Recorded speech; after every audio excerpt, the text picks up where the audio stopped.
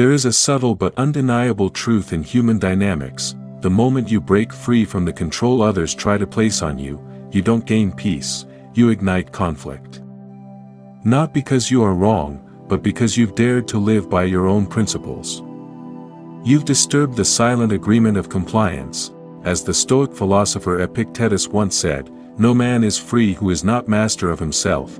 This freedom is not physical escape, it is mental sovereignty. And the tragedy is, when others cannot master you, they will attempt to distort you. If they cannot command your steps, they will challenge your reputation. If they cannot cage your voice, they will echo falsehood in your name.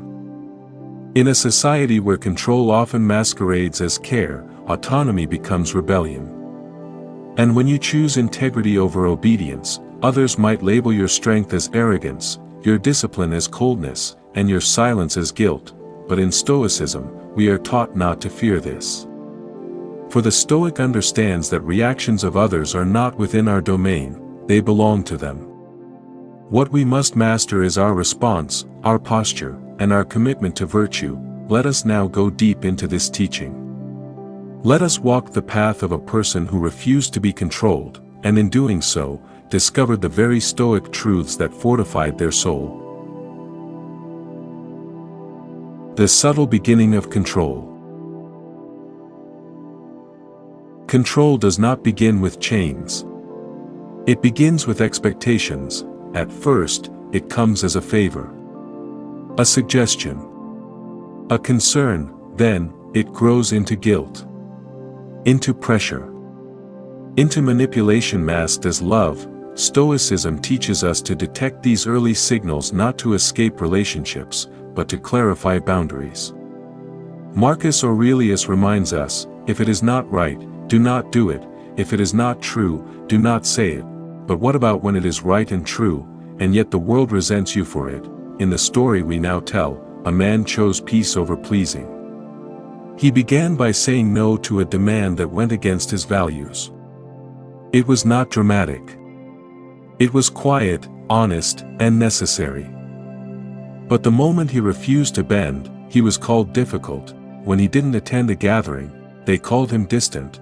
When he didn't explain his every step, they said he must be hiding something.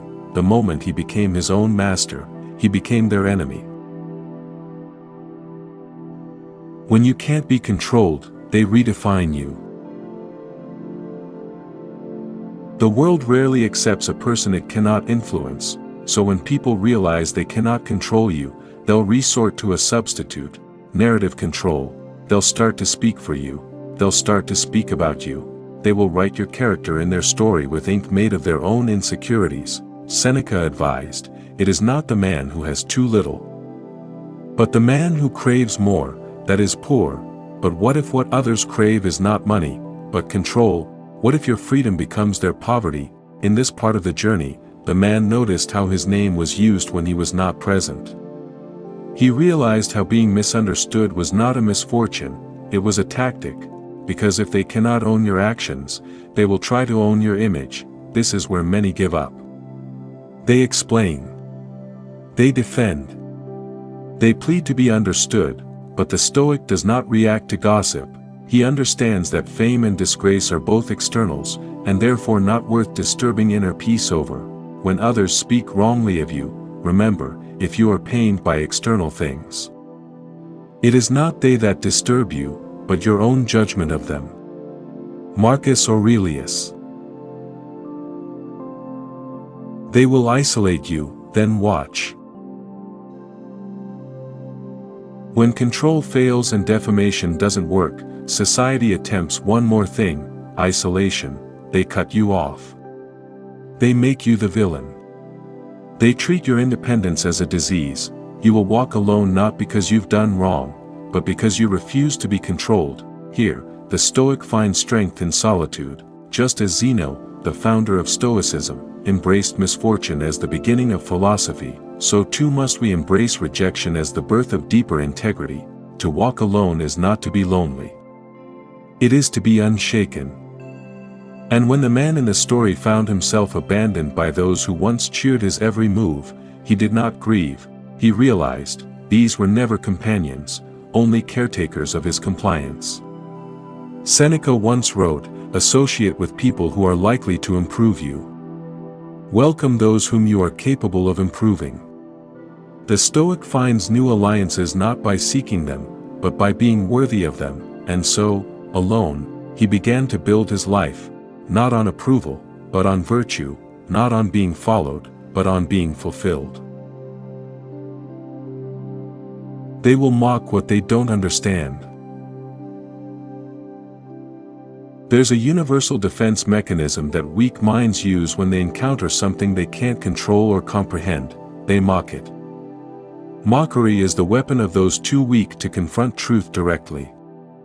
It's easier to laugh at the disciplined man than to reflect on one's own indiscipline. Easier to call the silent person cold than to admit one fears their depth. The Stoics have long warned of this tendency. Marcus Aurelius said, "The opinion of 10,000 men is of no value if none of them know anything about the subject."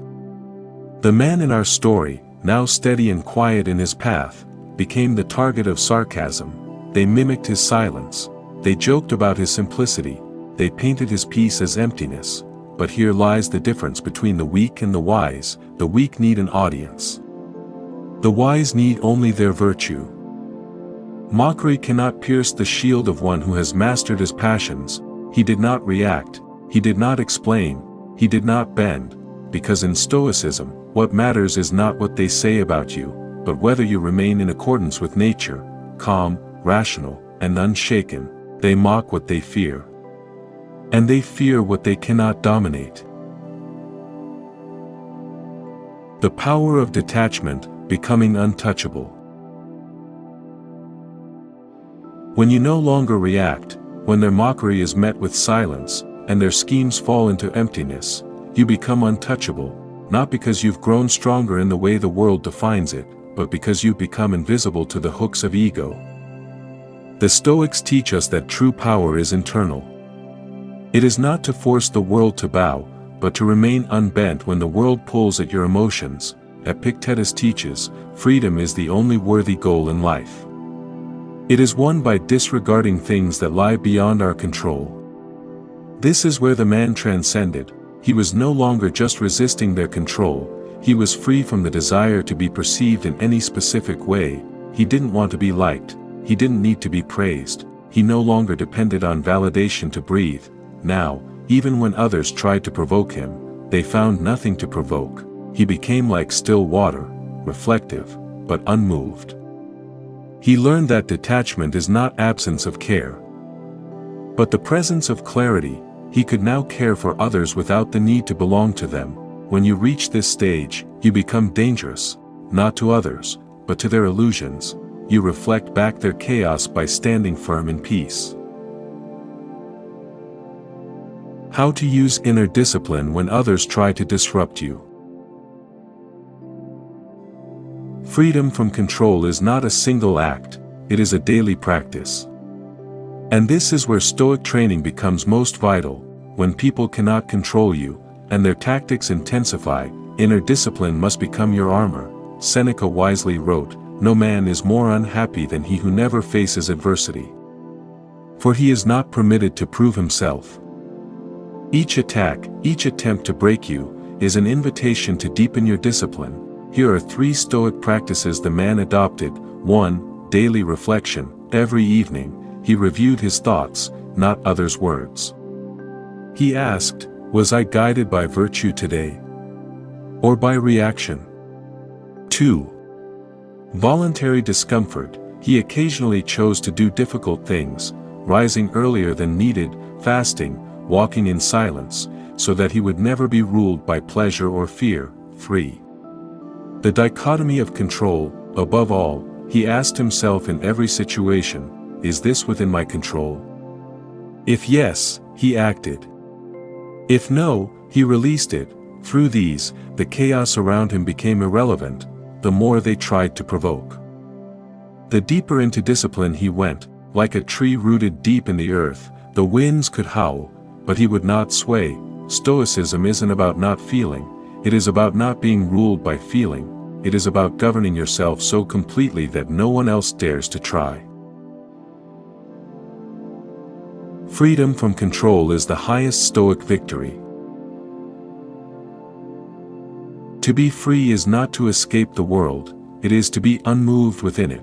When people can't control you, they may lie about you, isolate you, mock you, or provoke you. But the Stoic smiles gently through all of it, because he knows, we suffer more in imagination than in reality. Seneca, eventually, the man in our story reached that most sacred destination, peace not dependent on understanding. Not granted by others, but cultivated in the silence of his own soul, he did not fight back, he did not seek revenge, he did not prove his worth, he simply walked with virtue. And in time, the voices fell silent, not because they were defeated, but because they no longer had an effect. You know you've won when your presence no longer feeds their ego, when your silence teaches louder than your speeches, when your self-possession becomes a mirror too blinding for their projections. This is Stoic victory. Not in conquest of others, but in the conquest of self. Let them react, you remain. In life, people will always attempt to control what they do not understand. But when you rise above that control, you will awaken reactions, anger, slander, mockery, rejection. Let them come. The Stoic does not seek to be above others, only above dependency. Control is the need of the insecure. Peace is the strength of the self-governed. So remember this, if they can't control you, they'll attack your image. If they can't change you, they'll mock you. If they can't reach you, they'll isolate you. But if you remain grounded in virtue, they cannot touch your inner peace. For as Marcus Aurelius said, you have power over your mind, not outside events. Realize this, and you will find strength. Let them react, let them speak, let them misunderstand. You remain.